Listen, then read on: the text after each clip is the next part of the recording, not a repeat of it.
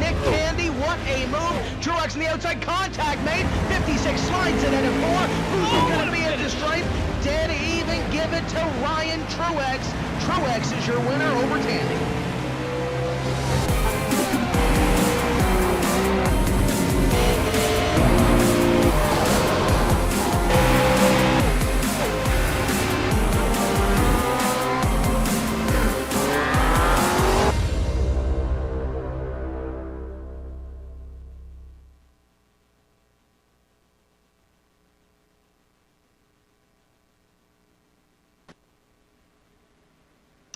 Welcome, race fans, to fanschoice.tv, iRacing Live, and PSR TV. It is iRacing night, and we are at the Auto Club Speedway for round number 5 of 33 on the NASCAR iRacing Class B Series Open Division, and we're getting ready to do some racing at this Auto Club Speedway. But before we do, we're going to go down to the studio.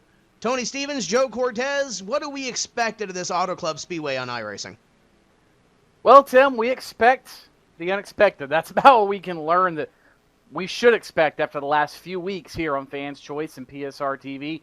It's been insane, to say the least. We've had a round in the NASCAR Peak Antifreeze Series at Daytona. We've had 2 rounds at Las Vegas between the Class B Series, Joe, and the Peak Antifreeze Series. And tonight here at California, it's going to be the NASCAR Class B Xfinity Style Series here at the Open Setups once again. And this racetrack, Joe, is very unique. Yes, it's a 2-mile D-shaped oval. And yes, a lot of people say it's just a cookie cutter, but that's not the case. This track, Joe, has got a lot of character, and this track can reach out and bite you in a hurry when you go across those seams and when you get 3 and 4 laps into a run. Well, absolutely. You know, they say it's a cookie-cutter track. They say it's just like the track in Michigan, but it's absolutely not. It's a California track. Would you not expect it to have some form of character out there? The cool thing about this track, lots of room for racing, lots of racing grooves out there, and these guys will be trying a lot of different things that you're definitely going to see next week in the NASCAR Peak Antifreeze Series. Tire wear, though, is going to be the most critical point of all they're going to want to try. They're going to see how much they can abuse these Goodyear Eagles underneath them and ultimately see what they can do that will help them, that will benefit them for the next race in 1 week's time. And, Joe, we saw Kenny Humpy, case in point, did that 2 weeks ago at Las Vegas, learned from this race, was able to take that information and apply it to the NASCAR Peak Antifreeze Series race, and he ended up winning that race. Despite a little controversy, he did make the trip to Victory Lane. Of course, we caught up with him on Fans Choice earlier this week. Joe, it's going to be fun, to say the least, to see how tires wear, as you said, to see how fuel mileage plays out. Can't wait to take this one in here at Auto Club Speedway in California. Tim, we're going to throw it back to you, and we'll be up in the booth in just a minute. Getting ready to go racing here at the Auto Club Speedway. And there's some familiar names in this field, guys. You got some NASCAR Peak Antifreeze Series powered by iRacing drivers. Got some other drivers in the field that are looking to make a little bit of a splash when it comes to this NASCAR iRacing Class B Series Open Division. We see Trent Ringler back in the field. And guys, last week he had an early run-in with Tyler Laughlin. He is your point leader coming in to this racing action here this evening. Ringler going to look to try to make a splash again, and not like he did 2 weeks ago.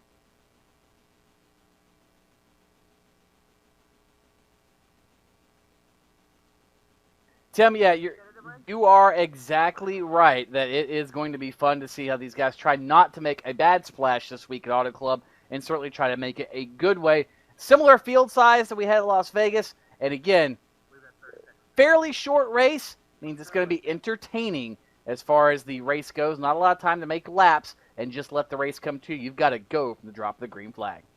Oh, absolutely you do. You have no choice but to hit the go button, hit the loud pedal, and go as hard as you can for the entire race. 75 laps is going to go really quick here at Auto Club Speedway. It's going to have the entire feel of Saturday night at your local speedway. But guys, that's what we love the most about iRacing night on Tuesdays when we get to run these B-Class race.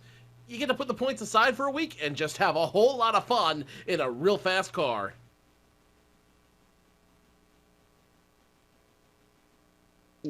Once again, welcome in to the Auto Club Speedway NASCAR iRacing Class B Series Open. It's iRacing night, and we are getting ready to go racing. It is 75 laps around the 2-mile racetrack at the Auto Club Speedway, and here is your 25-car starting grid, beginning with Ryan Luza. And gentlemen, we're going to talk a little bit later about a team change within this NASCAR Peak Antifreeze Series powered by iRacing. We see every second Tuesday night. Ryan Luza is a part of it. We'll touch on that later. Jarrett Crawford will start on his outside.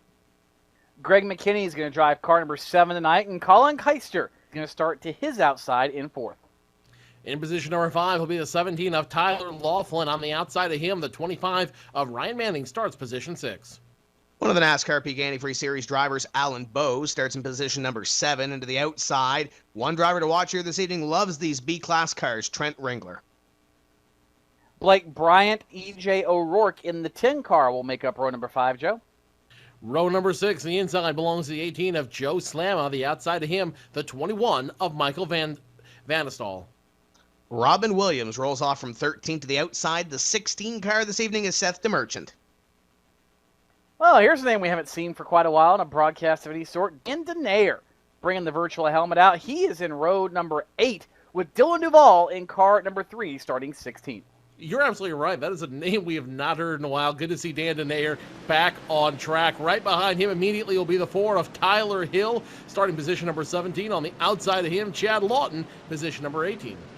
Ryan Lowe will roll off from position number 19, and to his outside, it's going to be the 8 car ran strong here 2 weeks ago when we had the Class B Series, Kenny Humpy. Dylan Jones and Shane Doherty start P21 and 22 respectively.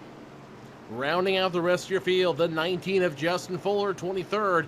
J.D. Laird, the world-famous paintmaster, will start 24th and 22, and Zach Novak will start shotgun on the field of 25. Getting ready to go 75 laps here at Auto Club Speedway, guys. Get ready. It's iRacing night in America. And, you know, I talked to J.D. Laird before we went racing here, and he said that he has a good piece for this evening. Didn't show it in qualifying, but he said he'll have a good piece to race for 75 laps. He'll start from position at number 24. Glad you could be with us here on fanschoice.tv, iRacing Live, PSR TV, and all of our affiliates. The iRacing.com pace car pulls into the infield, and Ryan Luza and Jared Crawford going to lead this field to green, and we are underway for 75 laps, and already some of those guys, Tony, looking for the inside line at this Auto Club Speedway. Yeah, one of the ones I had my eye on, Tim, was E.J. O'Rourke back in 10th. As soon as he got to that line, he dove down to the bottom, and now he's being shuffled out way up top. He's up in the Harry Gant groove. In fact, the entire field going by as O'Rourke. Problems in the number 10. He's up into the outside safer barrier. Something amiss on the number 10 car here on lap number 1.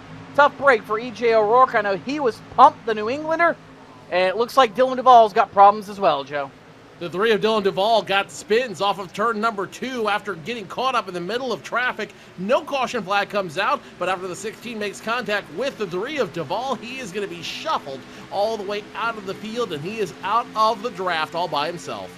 And those 2 that went to the back, those are teammates in O'Rourke and Duvall. You look at Kenny Humpy in the number 8 going 4 wide back there, Tony, trying to pick up some positions. We know he has a good race car, but remember back to 2 weeks ago when we ran the Las Vegas Motor Speedway? Humpy had a very good short-run car, but on the long run, everything fell off the cliff. Ryan Lowe got sideways off turn number 2, and it looked like right around him, the number 19 is who he was avoiding, and around went Justin Fuller off of turn number 2, and that will bring out caution number 1 here at Auto Club Speedway.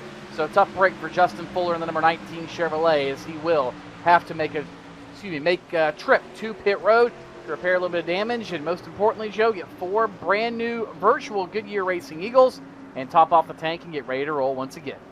Yeah, Fuller was just not looking comfortable out on the track. Crossing the start-finish line, he was 4 wide with the rest of the field, and it looks like it might have been a miscommunication with a spotter about Dylan Jones being in his blind spot. Nonetheless, Justin Fuller, nowhere to go. You see it right here on the replay. Nowhere to go for him, so he's going to ultimately be shuffled out, spinning out in front of 3 cars right in front of him, and he will bring out the first caution flag of the evening. Good job by Zach Novak to avoid that one, too. He'll get away from this. I'm sure he'll come down and possibly get a new pair of shorts in that race car as well. But a perfect opportunity, Tony, to discuss this team change we talked about off the grid with Ryan Lewis and a bunch of others. Justin Fuller, Dylan Duvall, EJ O'Rourke have already had problems off the first 3 laps of this race. They are a part of Aftermath Motorsports. Well, you might ask, what is that? Aftermath Motorsports is the falling out of Cody Bias Racing, and there's been a couple of drivers change teams. Cody Bias and Justin Bolton have gone to the team. That's the team that Kenny Humpy, Kevin King, Rich Doucette, Thomas Davis, and a bunch of others are a part of. Ryan Luza was a part of Cody Bias Racing. He has gone his separate ways and gone to another team. But you still have Adam Gilliland, Dylan Duvall, EJ O'Rourke, Tyler Laughlin, Trey Eidson, guys that race in the NASCAR Peak Antifreeze Series, or you'll hear in this Class B Series. They're still together. What you can say, I guess, Tony, is there's a lot of musical chairs being played in the first couple of weeks of this NASCAR Peak Antifreeze Series season and this iRacing season. Why?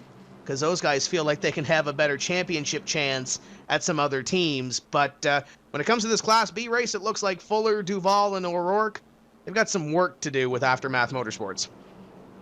Yeah, considering what the first couple of laps were like. And give us your thoughts on this. If you're on Twitter, use the hashtag iRacingNight. I guess you can use that hashtag on Facebook too now.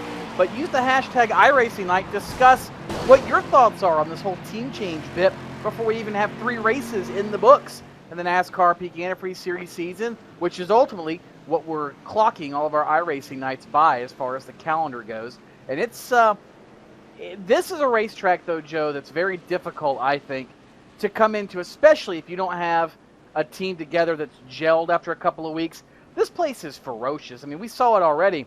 A couple of guys, Justin Fuller being one of them, just dive off in the corner, and it's so tempting and so easy to try to carry too much speed into and through the corner here that if you do that, you see exactly what happened to Fuller. The back end comes around, you can't save it, and it just gets worse and worse as the race goes on. This track takes discipline. You really have to let the car roll, and it has to do a lot of work to rotate through the corner and make that thing go fast lap after lap. So it's as much a driver's track as it is a setup, man, but the driver has a whole lot he can do behind the wheel. The driver does have a whole lot he can do behind the wheel, but the whole thing is he needs a good sled underneath him in order to make that car go fast. And if he doesn't have a good sled, it's just not going to work. You can have the most talented driver in the world, but what do you say, Tim? It's like driving a galloping walrus. You get the idea. The whole thing is, I mean, yes, I totally understand why they made that, why they did that move, why they made that move. You do the best you can, considering you don't get a payout for every race. You don't get a payout for finishing 10th or 12th or 14th. You get paid out if you finish first at the end of the season. Then you get the $10,000, or second, or third, or fourth. That's when you get the payout. So I understand why they made the move. They did it in order to get the money at the end of the day. Do I think it's the best move for them? Only time will tell. Speaking of big payouts, Tony, we see our leader Ryan Lewis on the racetrack, and we talk about the real-world drivers coming into iRacing and getting a leg up, per se, on their competition, learning racetracks, keeping their skills sharp. Ryan Luza, one of those drivers that races on iRacing and also races in the physical world, finished 4th in the Baby Rattler down at South Alabama Speedway this weekend, or past weekend, so congratulations to him, and he's doing some pro late model stuff this season, and also trying to work his way into what would eventually be a NASCAR Peak Antifreeze Series slot as well. So Ryan Luza, one to watch on the virtual racetrack and the physical racetrack as well. Lights out atop the iRacing Ford Mustang, and we'll be going green next time by. It's Luza, McKinney, Keister, Laughlin, and Manning top 5. Not a whole lot of change, really, Tim, from the first lap or so. A couple of guys, as we've said, move forward, move backward, but for the most part, everybody has stayed about where they are. We've seen a lot of fanning out, and that's something I think we can expect on about every restart, Joe. This field, if you get a run past start finish to fan out, heading into turn number 1, 3, 4, 5, maybe 6 wide, we've seen all kinds of insanity here. But the important part is to be able to get that car under control and funnel down into the relatively flat turns 1 and 2, and that's where all the chaos, as we've seen, can in fact take place. And with fairly fresh tires, these guys are going to be pretty confident rolling off into the banking. Oh, absolutely they are. We're going to see As I said at the beginning of this race, Tony, this track is really unique in the fact that you can race almost anywhere on the track. And you can go 2 wide. Hell, you can go 3 wide in the turns out there. And guess what, guys? With these guys, the way they're running tonight, it wouldn't surprise me if we see them go 3 wide throughout the race. Here's the deal, though. We saw a lot of green flag racing at the Las Vegas Motor Speedway. 70 laps or so to kick off that race. One quick caution here. We have 75 laps to run. We'll see how patient these guys are over this second run. First caution period completed, and we are going back racing. Green flag is out, Tim, and Greg McKinney did not go on that number 7. You see everybody stacking up from second place on back. Look at them. 2, 3. They thought about 4 wide. Couldn't quite make it happen. Just behind them, 17, Tyler Laughlin, Alan Bowes there in the 13 car. All these guys scattering around the corner, and you watch them dance off turn number 2, Joe. This place is lacking for grip, and that's one reason we have slowly come to love it. Look at Bowes down the bottom in turn 3. Making it work at the bottom, 3 wide turns into 2 as these guys find their dancing shoes and start making it work on this almost hardwood floor. It ain't March Madness, it's just Auto Club Speedway. Not a whole lot of difference though tonight as these guys struggling to find grip, struggling to find a line, but that's why you run the B Series tonight, in order to kind of get a feel for what everyone's going to do in traffic and ultimately find your way up front when it counts next week. Top 2 have broken away a little bit. Your battle is for position number 3. T-Loff on the inside in the 17. Ryan Manning on the outside in car number 25. Jared Crawford and Alan Bowes behind them, along with the 24, Trent Ringler. Ringler starting to make his move in the 24 as T-Loff moves up 1 over Ryan Manning, and Manning now has to hold off Jared Crawford and Trent Ringler. We got 3 wide and almost 4 wide coming off of corner number 4. Oh, they're chaotic back further in the pack, Joe, or Tim. That's all right around Kenny Humpy and others as they're still scattered out. Meanwhile, further back up front, they're starting to calm down just a little bit. Most everybody getting in line, starting to realize we need to make laps if we're going to have any chance to chase down Ryan Loser or Greg McKinney. And for the most part, I think that's kind of been the mindset, at least in the first half of the field. When you get further back towards Kenny Humpy and company, Chad Lawton's back there, Ryan Lowe in the middle of that, even the 4 of Tyler Hill back there as well. They're starting to get a little antsy, Joe. They realize they're great drivers, and they do not want, nor do they feel they deserve to be stuck back in the middle of this pack or even towards the tail. So already a few desperate maneuvers coming from some of these guys. And you definitely see that right now with the 4 of Tyler Hill getting around Justin Fuller and Robin Williams. These guys know that a big one can happen here. This is technically a super speedway, being at 2 miles in length. So guys, a big one can very easily happen here. Even in these underpowered cars, it can definitely happen. And the last thing you want to do is be caught right in the middle of traffic when that big one does happen, because a decent run can turn into a horrible run at the turn of just 1 car. And with these speeds, these cars don't like a whole lot of damage, so if you do get into something big, it's probably going to end your night. Trent Ringler on the outside in the 24, T-Loff on the inside in the 17. They had a moment a couple of weeks ago at the Las Vegas Motor Speedway. Ringler gives that 17 a lot of room to make his move past the 24. 13 just in front of T-Loff now. They're getting a little close off corner number 2 as the 13 of Alan Bowes just ahead of this battle as the 24 and 17 continue to go at it. Tony, I don't think that battle from 2 weeks ago, from what I heard from T-Loff, is completely over yet. It might not be, Tim, but his battle is going to be a little bit harder to win. Look at that number 17 car. The right front fender already crinkled as he cuts off Trent Ringler and tries to put the equal wrinkle in the back bumper. But that's going to make life a little more difficult, like you were just talking about.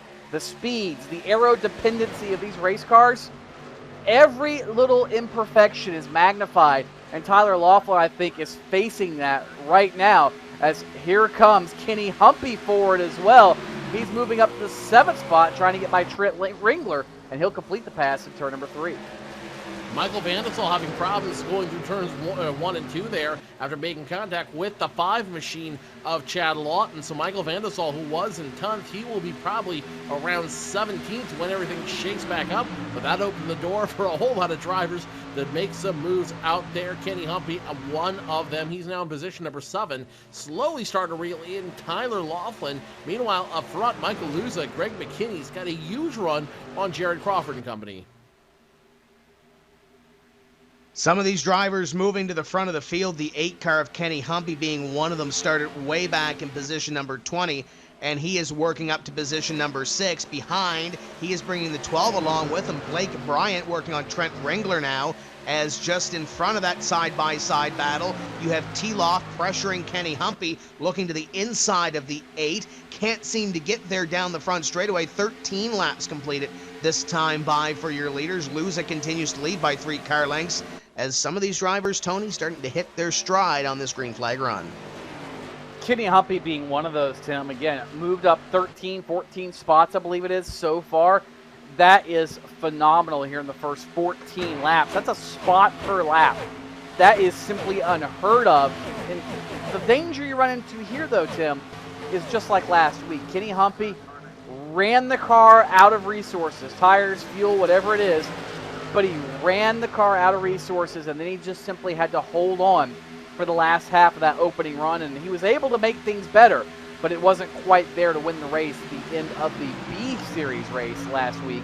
But when it came down to the NASCAR Peak Antifreeze Series, he took all that information, he learned from it, and was able to visit victory lane. And right now, he's one of the fastest cars on the racetrack, Joe. In fact, out of the top 5 cars, he is faster than all of them. In fact, he's faster than most of the top 10. Kenny Humpy right now is the man to beat, it looks like. 3-car battle now around the 22 car of J.D. Lair, and he's stuck right in the middle of the sandwich. Joe Sama in front of him, Tyler Hill right behind him, and it's going to be very interesting to see how these 3 cars navigate it, as now J.D. Lair is going to go low. He's going to bring Tyler Hill with him, and that is going to slam Joe Slama back.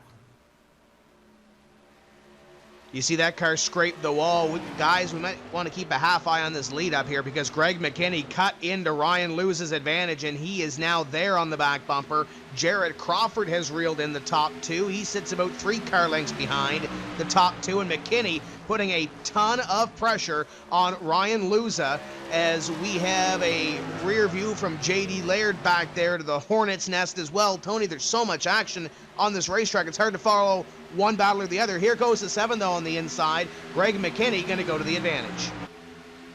McKinney to the point. He'll work his way by Ryan Luza. That means Jared Crawford is able to close right in on the back bumper of the lead pair, make that a lead trio now, trying to do battle for the point as they work off of turn number 2. Already 16 laps in the books, and hello, Luza. Wow, it's almost like he has just flipped a switch, Joe. Rear grip is gone. That, or Luza, as we talked about earlier, pushing it maybe just a little too hard, and that car picked up a bit of a push to the center behind Greg McKinney, and finally caught some air and got some grip, and just about snapped the back end or out from under Ryan Luza. Absolutely right, as Justin Fuller now is going to point his number 19 down pit road. He will be the first one to break the seal on lap 17, so early trouble for him in the race. It's going to add up to more trouble as he is the first one to go down pit road. Guys, the cool thing about this is that this is one of the true meritocracies in the world. That is, you run hard, you race fast, as we see a battle for the lead right now, you see right there Jared Crawford, the 2 machine, going low, getting around Greg McKinney. His car is a little bit faster. He's able to make the pass successfully, so score Jared Crawford on the point there. Pure meritocracy out there, guys. It's all about who has the best car, who has the fastest car, and who has the most talent on the track. And if you want to get involved in this, we've got a great deal for you. Buy 1 month of iRacing, get 2 free, and we'll throw in the late model for free. Just use our promo code you see there on the screen, PR-2015 PSRTV. PR-2015 PSRTV, as you ride along the roof there. I believe the number 7 machine, Greg McKinney, watching the leader, Jared Crawford, up front. That could be you, guys.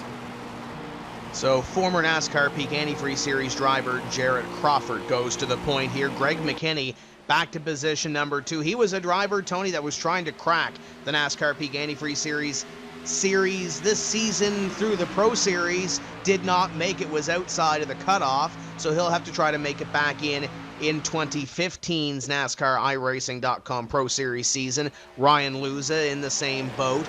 And then you got somebody lurking back there that's mighty good. It doesn't matter if you put him in a late model stock on this sim, or you put him in a truck, or you put him in an Xfinity car, or the NASCAR Peak Antifreeze Series car that we see every second Tuesday night. Kenny Humpy is coming in a hurry.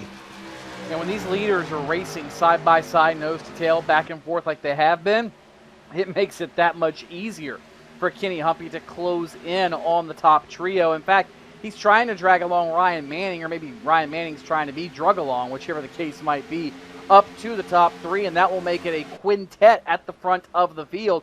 Already 20 laps into a run, and we have literally 5 or 6 cars that have a shot at the lead. This is really good racing, and Joe, if this is any indication of what we can expect out of the new package for the NASCAR Peak Antifreeze Series next week, oh boy, I thought it was good at Vegas. This could get even crazier and even better here. Well, you made a very good point there, Tony, that I don't think we've talked about tonight. There was a whole round of updates since we last were here live on fanschoice.tv, iRacing Live, and PSR TV. So this entire model has been updated, has been improved, and it makes a whole new driving experience for each of these drivers out here tonight. And you're really seeing how interesting this is. These guys are driving incredibly hard, and that is in part due to the new package that iRacing has updated in here. So, if tonight's race, like you said, is any indication of the racing we're going to see, the NASCAR Peak Antifreeze Series powered by iRacing just got a whole lot more interesting. Yeah, this rules package has shown that it puts on some pretty good racing, and with the different rules that are coming out for 2015 for those NASCAR Peak Antifreeze Series cars with the new updates, it's going to be exciting to see when they hit Auto Club Speedway in 1 week time here on fanschoice.tv, iRacing Live, and PSR TV. Jarrett Crawford continues to lead. We work lap number 23 of 75. Greg McKinney, Ryan Luza in this battle, and continuing to chip away at the top spot is Kenny Humpy, sitting back in position number 4. It's fairly calm up in front. Couple of guys changing lead, or changing the position up in front for the lead. And it looks like, Tony, for the most part, it's calmed down out in the back. A lot of single file racing right now. Guys just trying to pick off positions when they can. You're exactly right, Tim. The tires have worn out. Now the balance starts to show how good or how bad is your race car. And if you're the leaders, you're pretty content with your race car, except for one problem. That problem's name is Kenny Humpy. He continues to reel in the top 3 at the rate of anywhere from half a tenth to a tenth and change per lap. Just unheard of for a guy. He had that opening, lap 2 caution, but essentially without help from yellow flags, he has driven through the field, Joe, and all the way up to 4th spot, still faster than, or at least as fast as, the leaders. He hasn't burned the stuff up yet. I think Humpy learned something last week, both in the Peak Antifreeze Series race and 2 weeks ago in the B-Class Series race. Whether it's driving style, setup, something, he has hit on something that certainly is working for him. He certainly has, and you've got to wonder what exactly he's hit on and how exactly he's capturing lightning in a bottle. I'm not saying anything about his talent. I'm saying that he is incredibly talented, and this year he really has got something going on for him. You see it just in the quality of his racing. He had a great run 2 weeks ago when we did during iRacing Night. He had obviously won last week during the NASCAR Peak Antifreeze Series race, and tonight he's just racing inspired out there, now up to 4th. What more can he do? Well, he could take the lead here in the next couple of laps, which by the looks of it, now that he's caught these top 3, I'm sure he's going to work on that goal to get up front. But when we looked at it a couple of weeks ago, Tony, it was Humpy that had a very stout short run car for about 20 laps or so at Vegas, and then the thing slowly started to fall off the cliff per se, and Justin Bolton and the rest of the field that night reeled him in, and it ended up being Bolton winning at the Las Vegas Motor Speedway. Bolton not here this evening, and actually I believe with the team change, I believe he is spotting for Kenny Humpy, so that might be why. as the 8 is up on the 1 of Ryan Luza. Luza lets him go low, and we'll have a change for third before we hit the stripe here. I do believe it'll be Humpy moving up to position number 3, and now in front of him it's Greg McKinney and Jarrett Crawford. Just amazing what they have learned in that 8 group, and whether, again, that's driver or setup, I'm not sure, but the combination is working. And Tim, you bring up the long run, the short run, and the whole deal. And this racetrack, yes, setup's important, but given the nature of this racetrack, the lack of grip, the sheer bumps that you have to deal with getting into some of these corners and coming through some of these corners, as the track has gained character over the years, it has made it more and more and more a driver's racetrack. A driver can save a little bit. He can help his car later in the run by saving something early, or he can maybe help carry that car a little more than a guy who's not quite as gutsy with hanging it out sideways. So Kenny Humpy proving that whatever the package is, Joe, it's working for him. And to be a wheelman and run your way from 20th up to 3rd and probably 2nd now in the next lap or so as he looks underneath Greg McKinney down the back straightaway, Kenny Humpy is the real deal. I think this is a statement race, Joe, that says, I am going to be a guy you have to contend with every week, no matter what we're racing. Well, keep this in mind as well, guys. Kenny Humpy debuted in the NASCAR Peak Antifreeze Series 1 year ago, and he made a splash immediately by, in his opening race, in his inaugural race at Daytona, comes out, wins it, and then he bookends the season by winning the final race of the season at Homestead, Miami. So number one, you've got a guy who's already made a splash, who's a proven winner in the series, but now you've got a team behind him, a team that has added on some additional talent that may be able to enhance him a little bit. And I think you've got a winning recipe here for someone who's going to be very dangerous on the track. In a good way, I should say. And that whole team has something to gain. Kevin King is a great driver as he is. Cody Bias is a great driver as he is. But when you add Kenny Humpy and Justin Bolton, who are equally as good at making those setups, and then you've got a couple of other guys that are waiting in the back, waiting in the wings that tweak on those setups, the team, I think, has become the team to beat over the last week. We talked in the preseason about Cody Bias Racing being so strong with Bolton and Cody Bias and the rest of that group there, and then you had Adam Gilliland and a bunch of other guys that can wheel race cars, Alex Warren, Trey Eidson, list goes on and on. But I think with that change, I think the tides have shifted a little bit. The team looks very, very good right now, and they're showing it with Kenny Humpy on the racetrack. Keep in mind, this is an open setup race as well. It's not a fixed setup like we do have on iRacing where you log into the race and your setup is the same as everybody else's. These guys had to craft their setups, make the tweaks, make the changes to these race cars, and it looks like, at least at this point, Kenny Humpy has it figured out, and Jarrett Crawford looks pretty good up in front too, especially on this long run. Well, pretty good is relative, Tim. Kenny Humpy's about ready to chase you down from 20th and pass you for the lead. So best in class, it might not be a bad thing to shoot for, but Jarrett Crawford's about ready to get a rude awakening up at the front of the field as we come by to complete lap number 31. And Kenny Humpy, look at him, all over the back bumper. A couple of Chevrolet Camaros at the front of the field, and pretty quickly I have a feeling, yes, peaking, not quite there yet. Kenny Humpy's going to be the man on top of that scoring pylon, and just sheer amazement. I mean, we look back to the field, and there are so many stories that we need to talk about, but this one has been the most impressive so far. Humpy through the field in less than half the race to challenge for the lead. Wow. What an amazing feat. And guys, something important here to note, it's not even halfway yet. We've not even hit the halfway point, and Kenny Humpy's already in the lead. So what I'm really going to be interested to see is, once it gets a lead with 4 brand new tires, what's he going to be able to do? You see Kenny Humpy going way low there, as Jarrett Crawford's going to give him all the space in the world. He's going to go high. Ladies and gentlemen, the king is dead. Long live the king, Kenny Humpy, on top of the scoring pylon.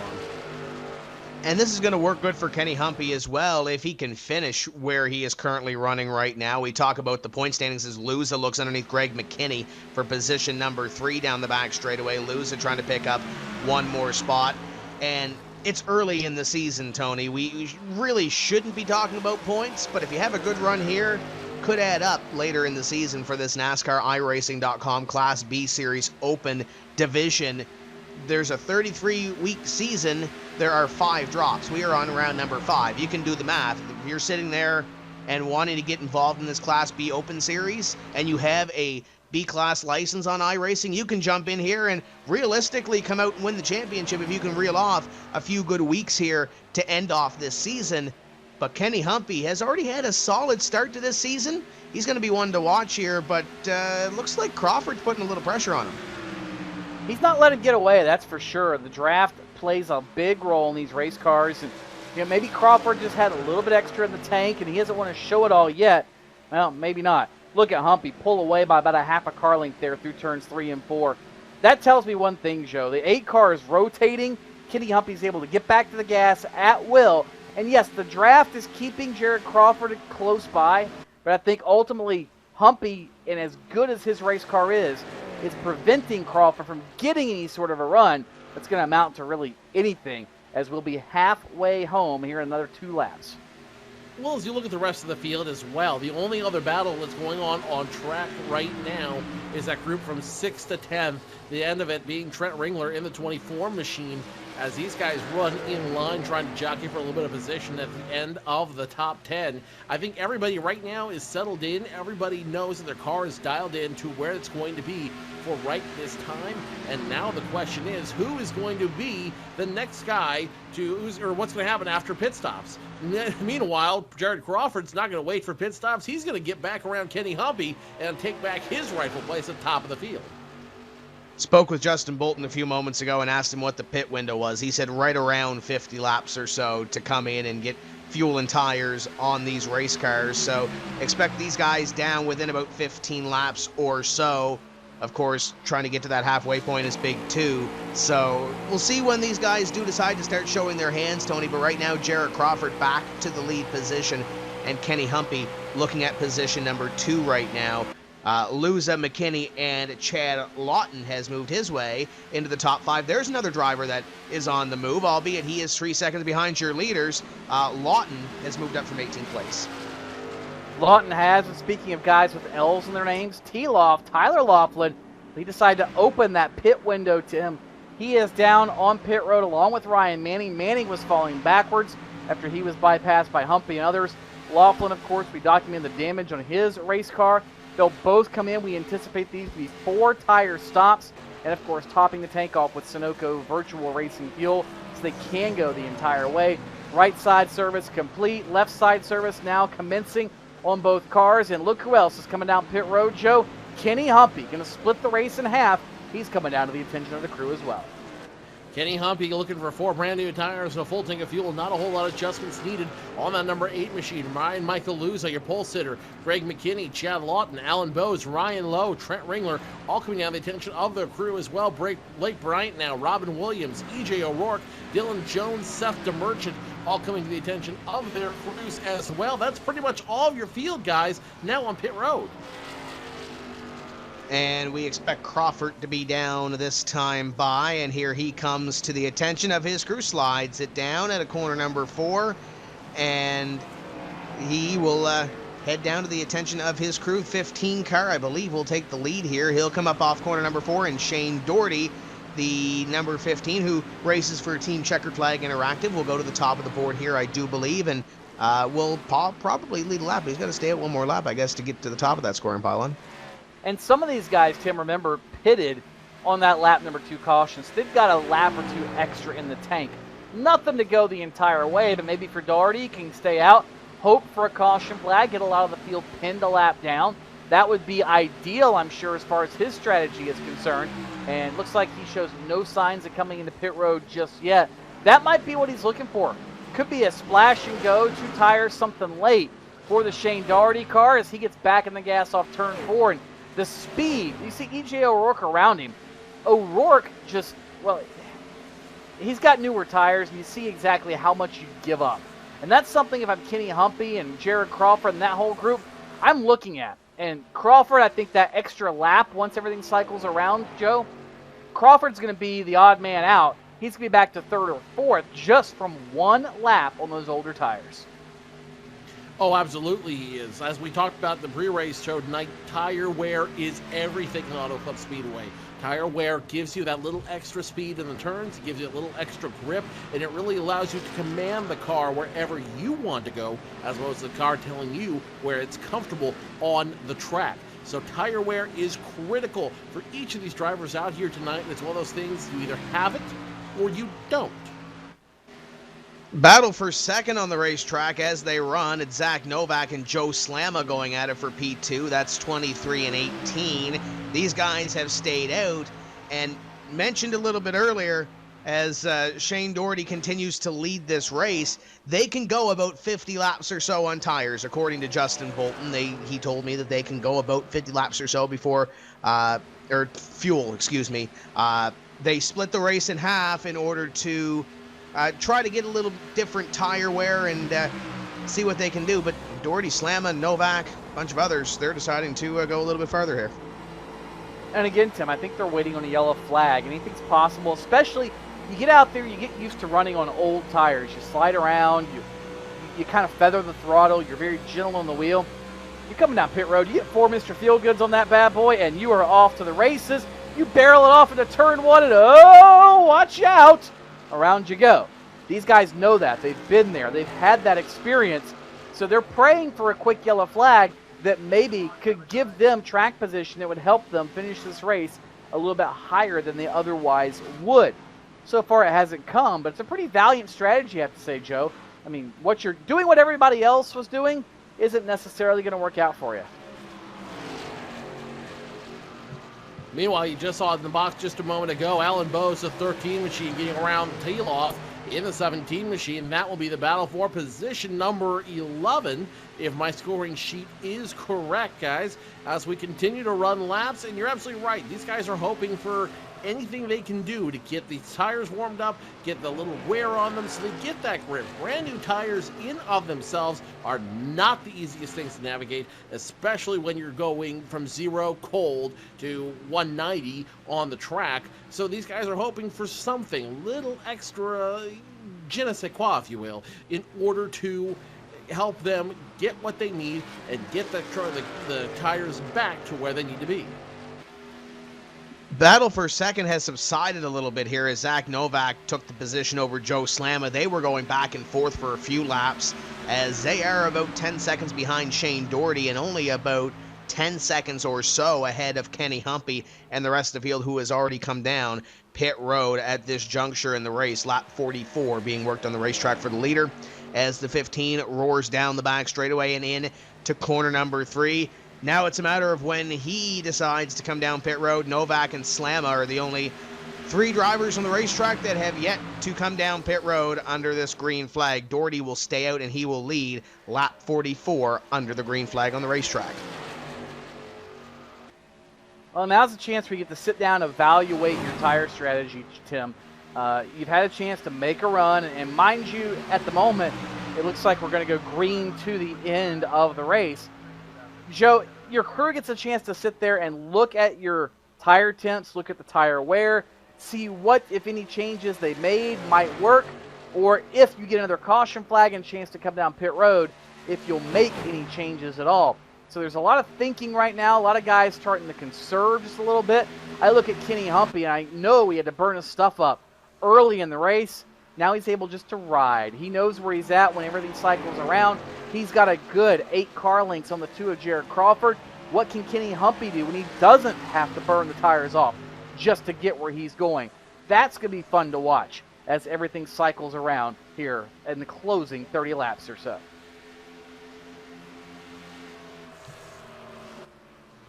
'18 of Joe Slamma now coming down pit road for the second time. Maybe some more trouble with that car. We'll have to keep an eye on it. But you're talking about Kenny Humpy just a moment ago about what does he have to do now that he doesn't have to drive the wheels off the car? Well, ladies and gentlemen, all he has to do is put it in cruise control and get the drink service ready.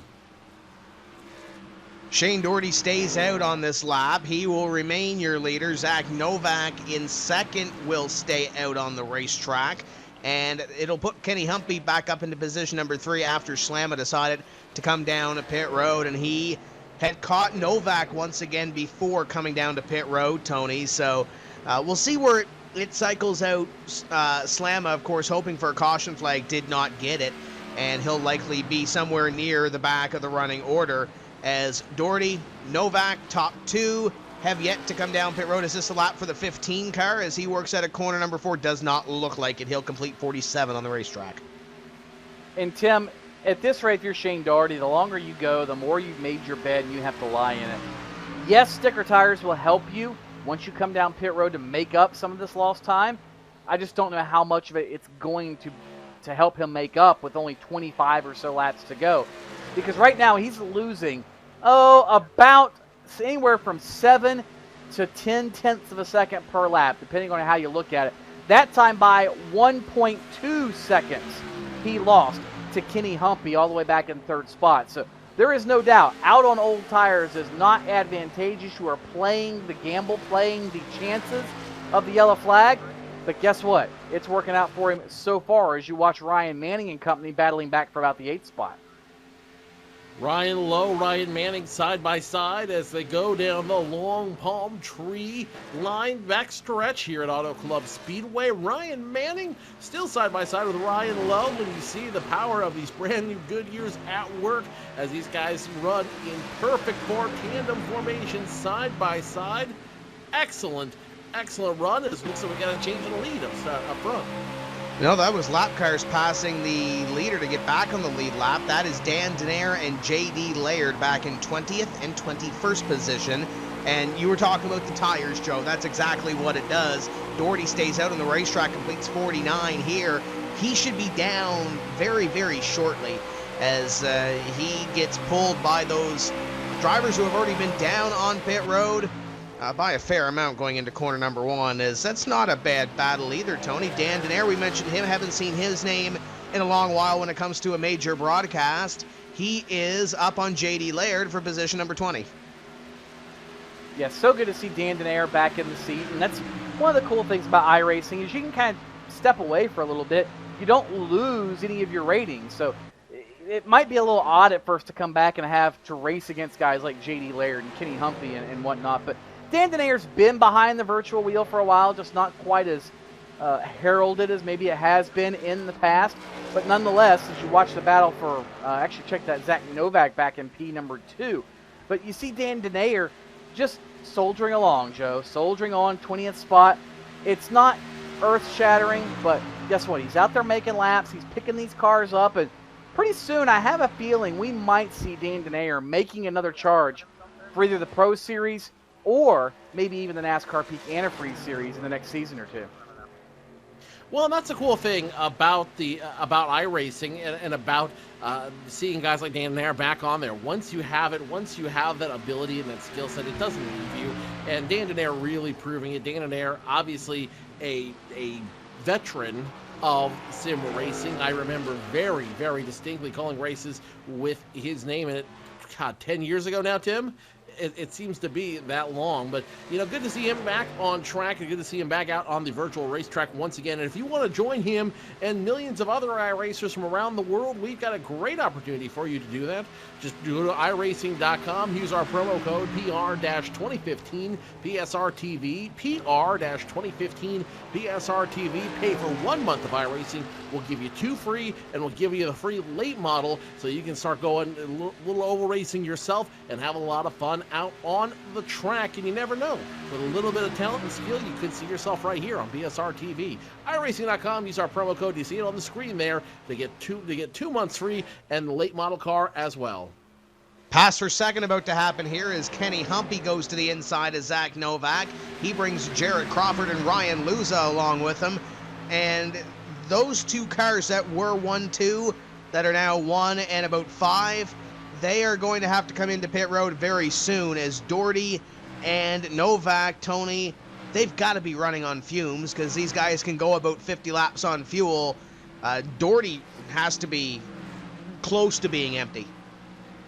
I don't know what's powering that car, Tim, whether it's Panda power or whether it's hamster power or what it is, but Doherty continues to make laps. In fact, he's got 106 miles now on the car. And again, some of these drivers did pit early. I think Doherty might have been one of them, but that was on a lap 2 caution. There's not a whole lot you're going to gain from that. So he is on the very, very edge of his window. I think any advantage he would have gained by trying to stay out and take 2 tires has been relegated or dissipated or whatever you want to call it, has evaporated. You're going to have IDs in there at some point, but it's evaporated. I mean, Humpy was 20-some seconds back. He's now 11, and I'm sure anybody else who was racing with Shane Doherty, Joe, is got to be in the same boat. The only thing Doherty can hope for is either a quick caution like right now, or to maybe have whatever he does on pit road benefit him on track, such as 4 tires and fuel to just rally around the rest of the field as the guy immediately behind him, Zach Novak, guess what? He finally is making his trip to pit road. Zach Novak is making his trip down pit road. And guys, just to give you an idea of how fast Kenny Humpy is right now, the last time around, the deficit between them was 11 seconds and some change. Now it's 10 seconds and some change. And next time around, look for it to be close to 9 seconds flat between Doherty and Humpy. There's a lot of things evaporating on that 15 car right now. So 15 is going to make the hard left turn, and he is going to go down pit road. He will relinquish the lead to Kenny Humpy. The strategy did not work. Jarrett Crawford made the move on Kenny Humpy that last lap by, and Crawford will come to the line this time and will be scored as your leader over Kenny Humpy and Ryan Luza. He made that move, Tony, to get past Humpy, and he did that earlier in the race, and they exchanged the lead back and forth. But now Ryan Luza's trying to stick his nose in there. I thought he was almost going to go on the apron in 1 and 2 to possibly make that move. Looks like Luza's hungry in this run to the checkered flag. Well, can you blame him, Tim? He's had a chance to diagnose that race car in the first run, make appropriate adjustments to his number 1, and try to have something for Crawford and for Humpy. And I'm starting to wonder just how much of a card game Kenny Humpy is playing. He realizes when the chips get cashed in, that's on lap number 75, not lap number 57 that we're now working. And all he can do is just run these guys ragged to where he knows they're burning up their stuff, but he's not burning up his. It's a fine art trying to outrun your competitors without actually being ahead of them. Well, it's like the song goes there, Tony. You've got to know when to hold them, know when to fold them, know when to walk away, and in this case, know when to run. Most importantly of those 4 lines, know when to run. And Kenny Humpy trying to pull a Kenny Rogers here and biding his time to make that last run. You're absolutely right. The race is not won on lap 57. It's won on lap 75. And nobody knows that better right now than Kenny Humpy. But don't count out Ryan Michael Luza, who's in position number 3 right now, just tailing those 2 guys. He's been kind of running real easy from this service at the pit stop as well. And when push comes to shove, your pole sitter could be in great position to walk away with a win. And looking back to 4th and 5th, as we have the leaders coming up on, I believe that would be the 23 of Novak to put him 1 lap down. That was a driver earlier that stayed out, running around in position number 2. But that second pack, per se, it's Chad Lawton and Greg McKinney, and they are turning about the same lap times as your top 3. The downside to it, though, is that they are running 3 seconds behind your top 3, so they need to make a little more ground than what they are currently making, and Chad Lawton lost about a half-tenth there to Crawford and the rest of the running order in front of him, and Greg McKinney lost even more time that lap by. So they're going to need to get up on it in these remaining 17 laps or so if they want to part of this battle for the lead. Crawford, Humpy, and Luza as they go down into corner number 3. 59 lap being worked on the board. And of course, a lot of people might be wondering, hey, what's happening back in 5th, 6th, so on and so forth. This field a little smaller than the NASCAR Peak Antifreeze Series field. 25 cars, the way the iRacing software split the entrance. Basically, they take all the pool of entrants and split them amongst ability into even splits within a certain number range. And tonight's split was 25 cars per split. So a little bit smaller field, and these guys getting a little strung out, except for the top 3. They are just as tight as they were when they started the race, Joe, and it has been a great battle to watch. All 60 laps of it thus far. This time by the stripe, there's only 15 circuits remaining, and things are starting to get a little more heated, a little more heavy up front, as Humpy, Crawford, and Luza try to figure out who wants to win this race the worst. as you ride in car with Kenny Humpy right now. We actually had one comment on Twitter that I think sums it up perfectly. Lincoln Loesch says, even in sim racing, economy is king. And I think scale of economy is going to be critical for each of these three drivers out there on the track. These guys have been reining it in. These guys have been holding their cars in as best they can ever since the pit stop. Now that we're at 15 to go, 14 to go, when we cross the start-finish line, you're going to start seeing these guys flex that muscle a little bit and really start to burn off what these cars have underneath them. With relatively unscathed tires, you've got three drivers that are getting ready for a dogfight with just a little bit of time left on the clock. And just in front of your leaders, about to go a second lap down, is Justin Fuller. He's had a struggle this evening and trying to keep it on the racetrack and trying to salvage what he can. But with the attrition rate being low here this evening, Fuller doesn't really stand on gaining a whole lot here in these last few laps. Blake Bryant has dropped out of the server, so he is in the garage area per se right now, Tony. So there's one that Justin Fuller will pick up here in the next lap or so. But tough break for him in the Aftermath Motorsports entry there. I know he's been working with them the last couple of nights on the Be Open setup that we are running this evening, or the setup that they are running. Crawford, Humpy, Luza working up to that number 19 as we work lap 63. That means 12 and a half laps to go or so as the top three work down the back straightaway. And Tim, yeah, you look back through the field, a lot of guys just trying to hold serve right now. J.D. Laird back in 18th trying to hold off Dan Denayer.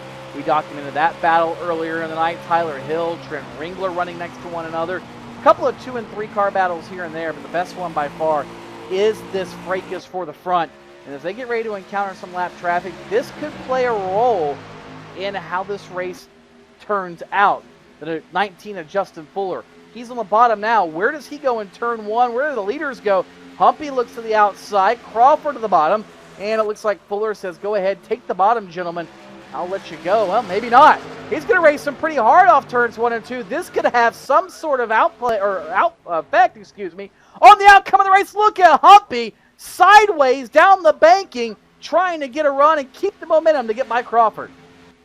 2 by 2, they now go into turns 3 and 4. Justin Fuller in that mix as Jared Crawford going to use the lap traffic to his advantage to keep the 8 and the 1 at bay. So very interesting strategic move by Jared Crawford to keep those two drivers at bay with 11 laps to go. Crawford, however, Humpy knows what he's doing, and Humpy's doing everything he can to throw him off and try to get that position. It won't be successful, though, in turns 1 and 2.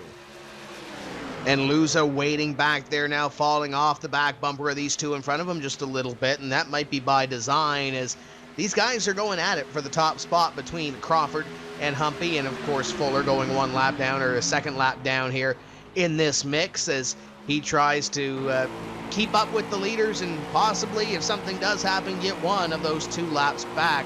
But we are closing in on the final laps of this race. The NASCAR iRacing Class B Series Open at Auto Club Speedway has come down to 10 laps to go as Crawford pulls about a half car length or so over Kenny Humpy, and that's the biggest lead he's had probably in the last 10 laps or so. Yeah, it has not been very big, and whoa, behind him, Justin Fuller sideways just about brought out a yellow flag again. He was able to hang on to. Remember, it was lap number 2, he had that same thing happen, almost in the exact same spot. So you cannot let your guard down here. And Justin Fuller, if that were to happen, we would have had a brand new race, Joe. We probably would have had pit strategy. We'd have had all kinds of insanity happening, and would have certainly seen something different up front. But it's still status quo. Top 3 nose to tail, cross the stripe. And guess what? Less now than 10 laps to go. Lap 66 in the books. 9 to go, excuse me. I can't do the math. And Humpy, I think, starting to put the pressure on Crawford. Luza maybe off the balance just a little bit as he looks like he's starting to fall back ever so slightly off the back bumper of the top 2. So Jared Crawford continues to lead the top 3 around. Kenny Humpy, Ryan Michael Luza, your top 3. Chad Lawton, Greg McKinney, Ryan Manning, all out in the woods by themselves. So guys, this, unless we get a caution flag in a hurry, this race will be decided between Crawford, Humpy, and Luza. So if you're Ryan Luza, you're sitting back there in position number 3. You know those guys in front of you have a pretty good long-run race car. When do you really pull that trigger and start to try to reel these guys in and start making a move here with these final few laps to go? He's up on the 8 car now of Kenny Humpy, but he's got to find a way to make a pass and get by not only him, but also the 2 of Jared Crawford. Might be a little easier said than done here at Auto Club. I think he answered your question for you, Tim. The answer is now. You can kind of tell here at Auto Club, especially in turns 1 and 2, when drivers kind of push the extra limit. Same in turns 3 and 4. They tend to push a little wider on exit, take a little bit wider arc into the corner to try to carry more speed through the center and be able simply to just keep that momentum rolling. That's what Luza did 1 lap ago, and I think he'll probably try the same thing this time. And here's the cool thing, guys. This racetrack has got, whoa, Luza into the back of Kenny Humpy, giving him a shove right in the center of the corner. He'll move him right up to the back bumper of Jared Crawford. But the thing with this racetrack, you've got multiple grooves you can use. It's not unheard of, Joe, to see a driver make a pass on the outside. It's not easy, but it certainly is doable. It's certainly doable, but the problem is if you make the move at the wrong time, you have no help, and there's nobody else around you that can give you that push or someone you can tug onto, then this track is big enough where draft will come into play, and you will lose that battle very, very quickly. You see it there with Luza just for a second as he drafts off those guys, and the 8, the 2, threatening to get away from him with 6 to go. Luza finds a way to get back onto that train, and now he's going to try to hold on. Back on the back stretch, though, he's struggling. He's struggling to keep up with those 2. And keep in mind, when you look at this Class B Open Division, those 2 that are up in front are in the top 10 in the point standings early in the season as well. So looking for a great run here to continue that momentum as we go forward in this 33 race season or 33 week season here on the NASCAR iRacing Class B Series Open Division. 5 laps remaining, and Jared Crawford, Kenny Humpy, and here comes Luza. Luza to the inside of the 8 car, and he will try to pick up position number 2 here on a Humpy, and it just takes that one little blink of an eye, and now Humpy back to the inside. This could be good for Crawford. Starting to look like a dirt race, Joe, or Tim. Guys trying to pull slide jobs on one another. That was picture perfect by Luza. He got second for a corner. Humpy able to keep the momentum going, got right back beside of him. Now reclaims spot in turn number 3. This is great news if you're Jared Crawford. As long as these 2 continue to mix it up, you are home free for the flag. But with 4 circuits now remaining, I've got a feeling they're going to press that much harder to get by Jared Crawford. I think Kenny Humpy got a little bit of a wake-up call there, and now you see him drive it off into the banking of turns 1 and 2. Both he and Luza right on top of one another as they're within a car length of Jared Crawford.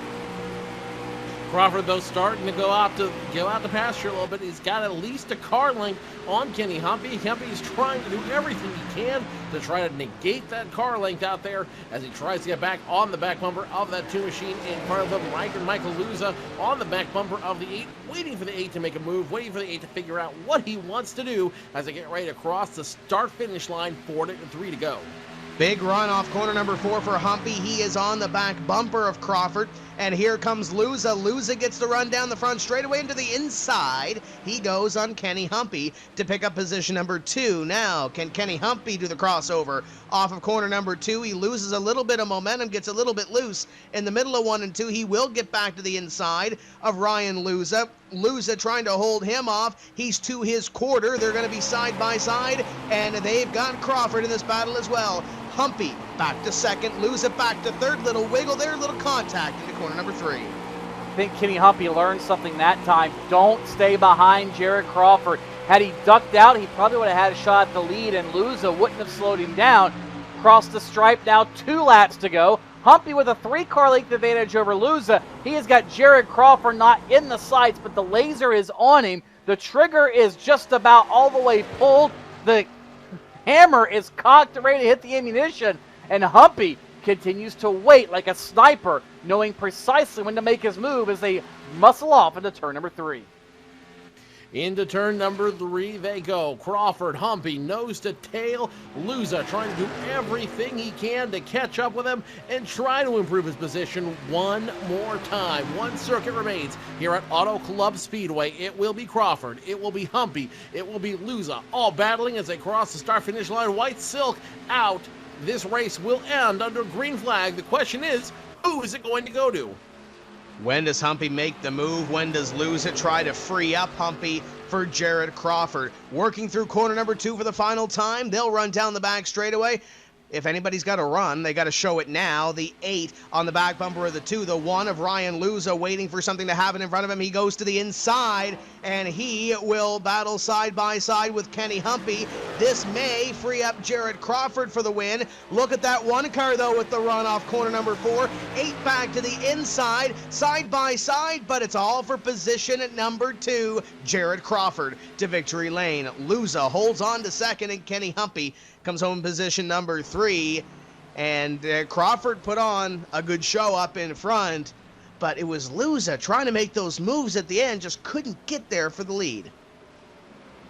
Tim, I'm really amazed that Kenny Humpy didn't try to make a move any sooner. We saw 3 or 4 times he pushed Jared Crawford into the corner, which to me tells me he's faster than Crawford. Why not duck out, especially in the last lap or two, and try something? And Humpy did not do that, so I'm not sure whether that car just was uncomfortable at entry or what the case was. But nonetheless, Crawford had the advantage of track position. He used it to his benefit and allowed Ryan Luza to move up to second, Humpy back to third. I'm sure Crawford's happy about that one, but that is what iRacing is all about, guys. That was some fantastic competition here at California. You can only imagine what we see in 2 or 1 week's time in the Peak Antifreeze Series, also here at Auto Club. Guys, that was a clinic on how to run Auto Club Speedway and how to run it with optimum efficiency and apex timing in order to win, to walk away with a big win. Jared Crawford did the impossible. He held off Kenny Humpy. He definitely earned a huge win tonight. And again, what we've seen here tonight will only benefit those drivers getting ready to do it all over again next week here for the big deal in the NASCAR Peak Antifreeze Series. Jarrett Crawford parks it in victory lane. We are going to step away from the Auto Club Speedway for just a few moments' time. We'll set up for the post-race show. We'll talk to some of these drivers who finished up in the top 5 in this 75-lap affair for the NASCAR iRacing Class B Series Open on iRacing Night. Don't go away.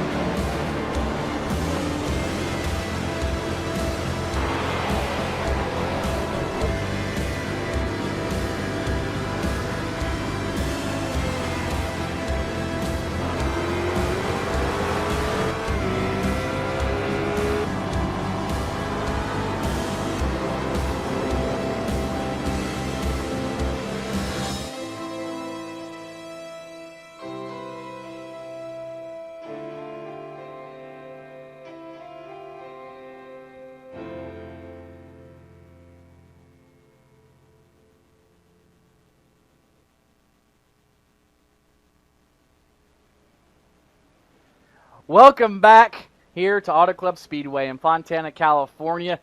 A little bit of a hike down from the booth, but we just witnessed a fantastic iRacing.com NASCAR Class B Xfinity Style Series race here at Auto Club. Fantastic show to say the least. It was Jared Crawford, Kenny Humpy, and Ryan Luza all nose to tail, neck in neck for the victory. And speaking of victory, Tim Terry has caught up with the guy who ended up taking home the trophy. Tim? It's Jared Crawford coming home in victory lane. And Jared, let's talk about that battle there between yourself, Kenny Humpy, and Ryan Luza.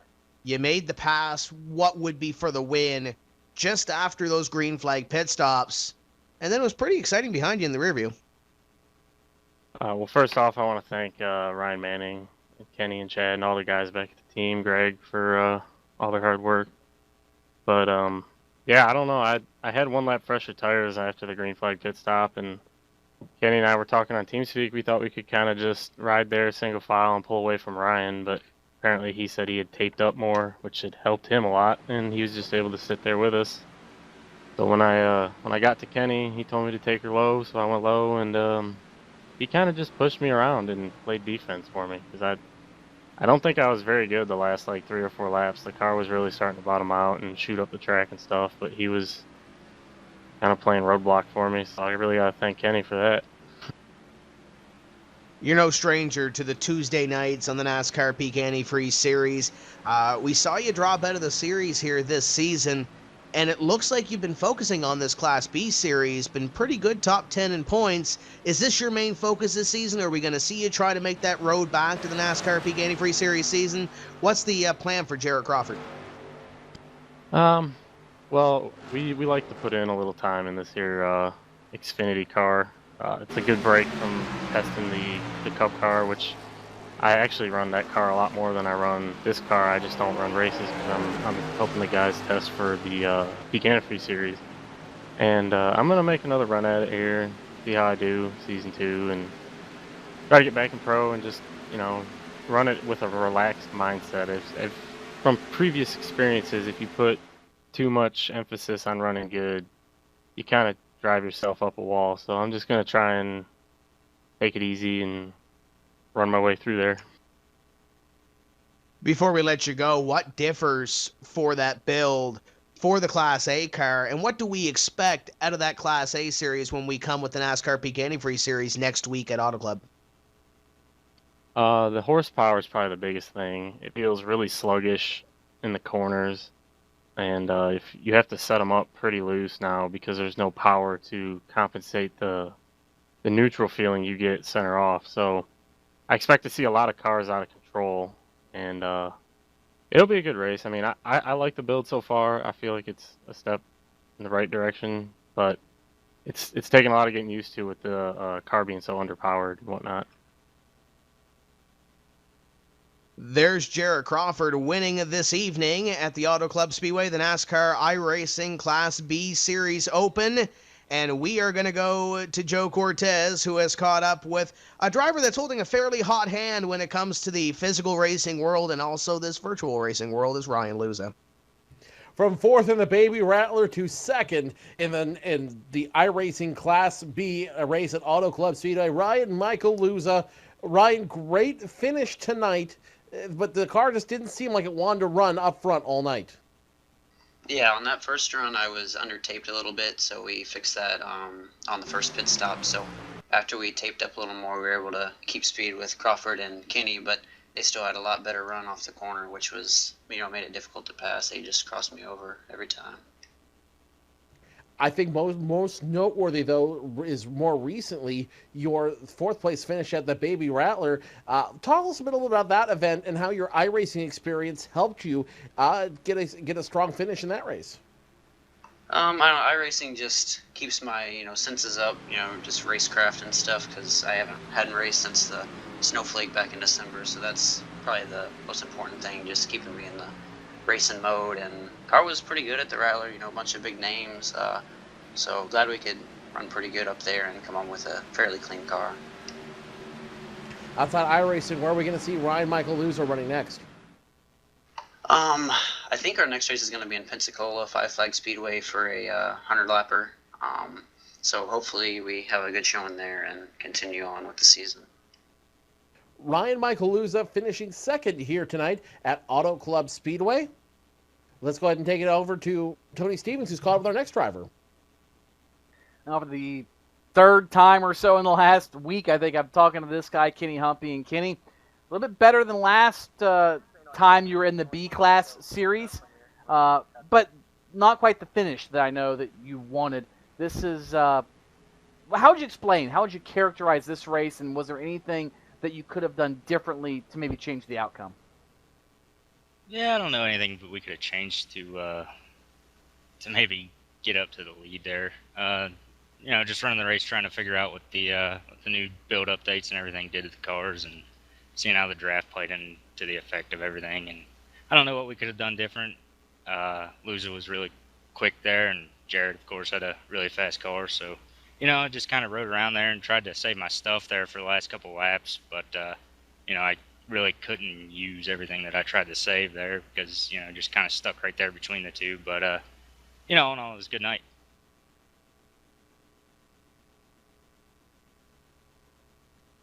And Kenny, I know that obviously this race is a little bit of a prep for you for the NASCAR Peak Antifreeze Series.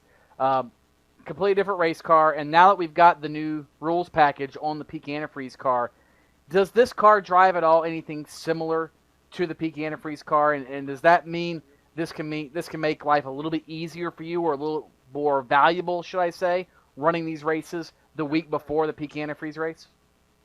Oh, they're a lot closer, I think, this go around than they were previously. I think you can definitely learn some things. I don't know about like setup wise and stuff. We're still way different. We got the bump stops and all that going on with the A car, and we don't have that here. So there's a little more fine tuning you can do with those to get that front end where you need it. But setup wise, not so much. But definitely racing wise, it's a lot closer now. We're kind of getting there to where it's we're running almost the same line, and things are starting to correlate a lot better. But it's just trying to get as much racing in on the build as you can before going into next Tuesday's race is probably a good thing. So, it'll be a little clear. I don't know how many of these will run. Maybe if they're lining up with DWC or the Peak Antifreeze series like they are now, you could definitely run them and learn a little something about your line and the small things with the draft and that stuff. Always something you can learn when you're on the track. Track time is never a bad thing. Well, Kenny, congratulations on a solid top 3 run and a good overall run. Simply a good showing. I know you had a very stout car here tonight. Guys, going to be talking to 4th place finisher is none other than Mr. Joe Cortez with Chad Lawton. Chad Lawton coming home 4th tonight here at Auto Club. Chad, what did you learn tonight about the new build and about this track that's going to help you guys next week when the points are on the line? You need drafting partners at all tracks, I guess. I felt like in practice I hit on something, I want to say a little touch quicker than what Kenny and Jared were running, but kind of never had track position. And even when I was running good laps, I just was never catching them. But really want to give a good thanks to Jared and Kenny and Greg and a few of the other guys I forget to mention on the setup this week is pretty stout. We had a really good base, and some people went separate ways and came home with the 4th, I guess. That's Chad Lawton finishing 4th here tonight at Auto Club Speedway in the iRacing Class B car. Tim Terry's caught up with Greg McKinney. Greg McKinney has come home with position number 5 here this evening. And Greg, talk about your run. Pretty stout all night long. Qualified 3rd, came home with the top 5. Yeah, it's a pretty good race. Just kind of lost track position there on pit road. Didn't know how to get in. I hadn't practiced pit road. So, but all in all, good night. Carried by Jared Crawford there. He built the setups all week and just kind of the monkey behind the wheel, steering it. Now, before we let you go, I have to ask you, I know you went the NASCAR iRacing.com Pro Series route last season. We going to see you try to get back up here and join us every second Tuesday night in the NASCAR Peak Antifreeze Series? Well, we hope so. I finished top 10 there this past A-Class, so maybe if I get my license back, I'll see you guys every other Tuesday at some point, maybe. And we'll see you on some more of these Class B races, right? Yes, sir. Fun races.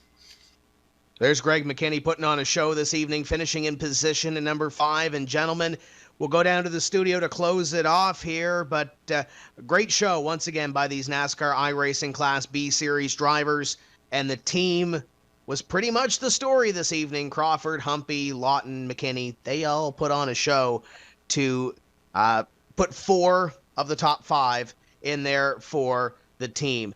Next week, Auto Club Speedway, we're back here with the NASCAR Peak Antifreeze Series, and those rule changes, that new build that came out, going to make things fairly interesting. It's going to be a different race, I think, than what we've seen at Las Vegas and what we've seen at the Daytona International Speedway to kick off this season. And with that one drop in the first few races, Tony, they're going to need to start getting on their horse. Guys like Nick Ottinger that have had couple of tough races, they need to start turning it on, albeit early in the season. They can't afford another bad race. Tim, you're exactly right. A lot of drivers cannot afford a bad race because they've already had 1 or 2 too many.